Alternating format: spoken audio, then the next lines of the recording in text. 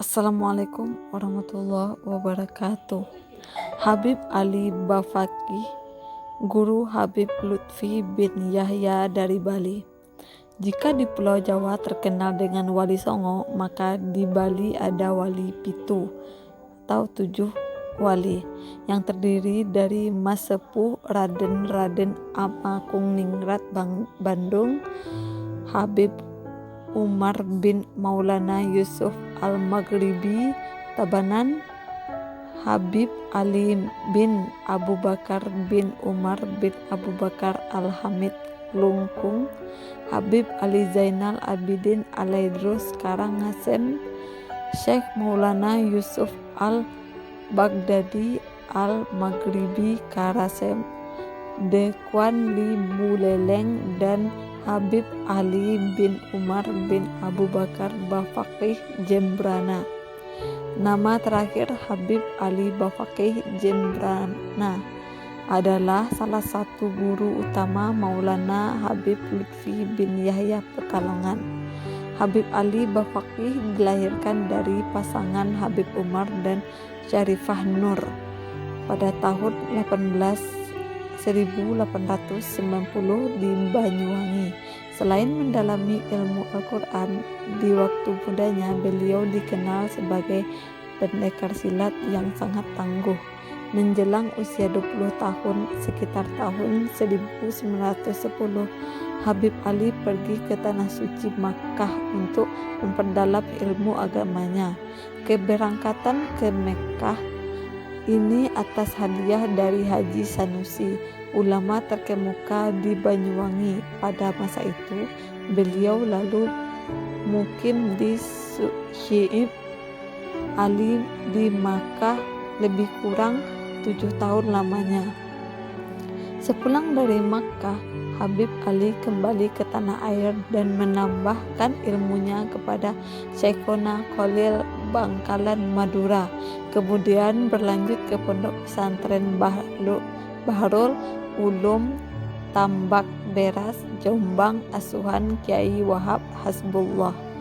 Jauh sebelum beliau mendirikan pondok pesantren Syamsul Huda di Loloan Barat, Kecamatan Negara, Kabupaten Jembrana, Bali, Habib Ali terlebih dahulu mengajar di Madrasah Khairiyah selama setahun di daerah kelahiran Banyuwangi.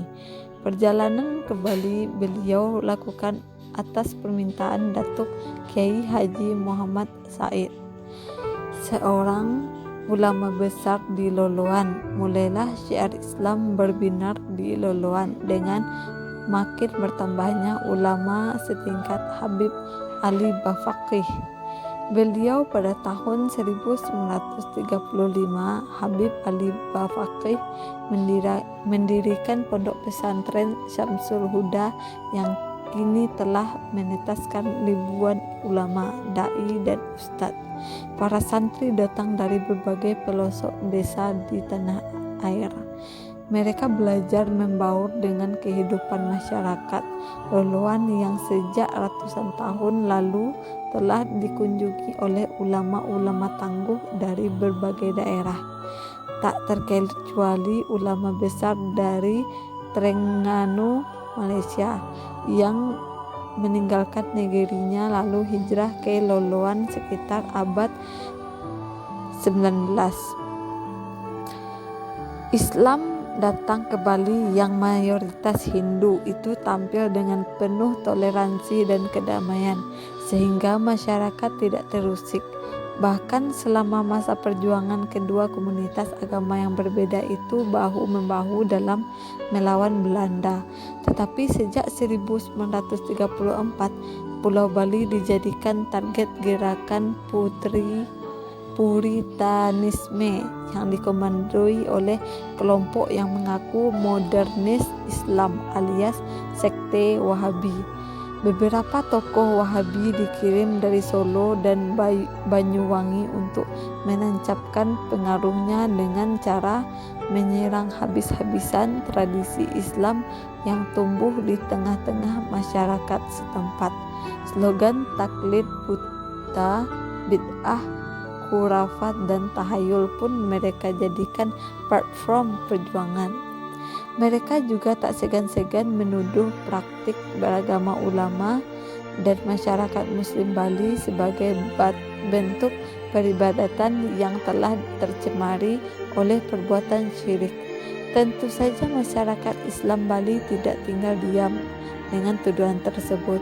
Mereka tidak terima jika faham Ahlus Sunnah wal Jamaah yang selama ini diwariskan oleh para ulama mereka dituduh menyimpang, bahkan dianggap mengajarkan ajaran yang sesat. Oleh sebab itu, beberapa kali tokoh-tokoh sekte Wahabi diusir karena dianggap meresahkan dan memancing pemusuhan di kalangan masyarakat. Namun setelah diusir, ada saja utusan baru yang dikirimkan dan mendekati masyarakat dengan strategi yang berbeda. Hingga suatu ketika salah seorang tokoh sekte Wahabi yang merasa ingin membuktikan kebenaran ajaran yang dipeluknya menantang para ulama Bali untuk membuktikan ajaran siapa yang lebih benar melalui perdebatan bukan dengan kekuatan massa tetapi dengan kekuatan nalar. Mendengar berita ini, Habib Ali Bafaqih yang terkenal sangat tegas segera tampil menerima tantangan dari tokoh sekte Wahabi itu. Pada hari dan tempat yang telah ditentukan, kedua tokoh berseberangan paham itu pun bertemu, disaksikan oleh masyarakat luas. Adu argumen pun segera dimulai. Sebagai bentuk penghormatan, tokoh sekte Wahabi pun dipersilahkan untuk terlebih dahulu membuka pembicaraan, memaparkan ajarannya. Setelah mengucapkan salam dan hamdalah, tokoh sekte Wahabi tersebut mulai berorasi dengan suara lantang.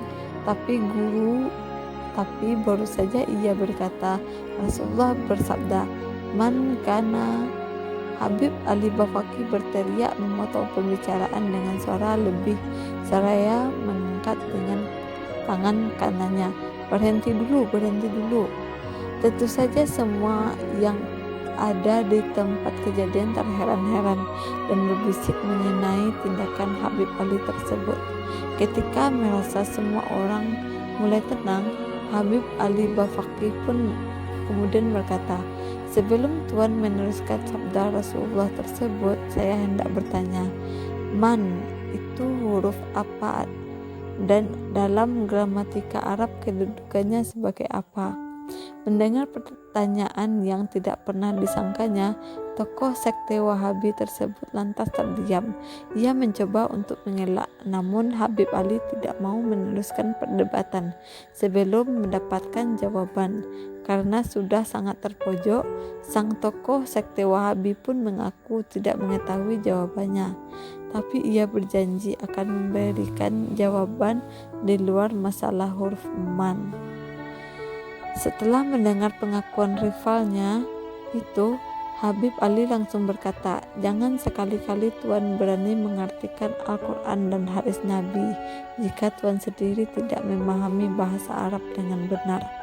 Akhirnya, dalam perdebatan tersebut, Habib Ali Bafaqih berhasil memenangkan perdebatannya tanpa harus bersusah payah. Sementara rivalnya dari sekte Wahabi tertunduk malu sendiri dan meninggalkan arena tanpa daya. Sekitar tahun 1997, sebelum Kiai Haji Abdullah Salam Kajen dan Habib Ali Bafaqih meninggal dunia, saat mereka berkumpul di rumah Habib Ali Bafaqih, Habib Lutfi bin Yahya dibayat Thariqah Qadiriyah oleh Habib Ali Bafaqih. Dari beliaulah salah satu sanad Thariqah Qadiriyah Habib Lutfi bin Yahya yang bersambung ke Mbah Khalil Bangkalan. Setelah itu, Habib Ali Bafaqih melantunkan beberapa syair Arab yang berakhiran huruf ra dan fa yang berisikan pujian kepada Habib Lutfi. Lalu dilanjutkan dengan memberikan berbagai wasiat khusus untuk Habib Lutfi bin Yahya dan Kiai Haji Abdullah Zain Salam. Habib Ali Bafaqih semasa hidupnya dalam menjalankan syiar Islam telah menunjukkan menjadi hamba pilihan atau wali Allah. Banyak yang menyaksikan waktu beliau mengisi di suatu majelis, tetapi ada orang yang melihat beliau mengisi di majelis lainnya di hari yang sama.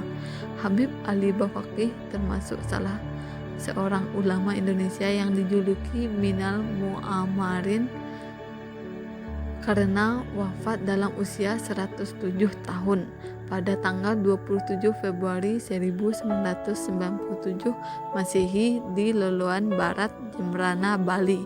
Atas perjuangan dan kegigihannya menyiarkan agama Islam dan juga ketinggian ilmunya, maka beliau dianggap sebagai salah satu wali pitu yang ada di Bali.